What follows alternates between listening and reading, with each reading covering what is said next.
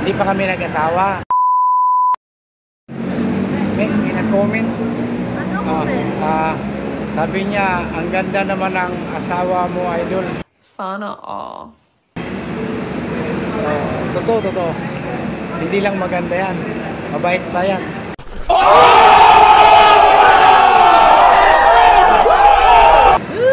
Mabait yan. Pero alam niyo sa totoo, hindi pa kami nag-asawa.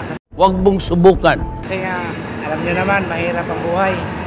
Nag-iipon pa kami ng pera at alam niyo na yung pag-aasawa. Hindi totoo yan. Bola lang yan. Pinag-iisipan pa namin. Di ba, Ami? Yes.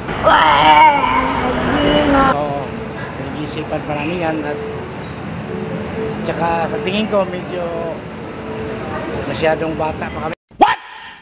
Pasukin namin yung buhay ang may pamilya.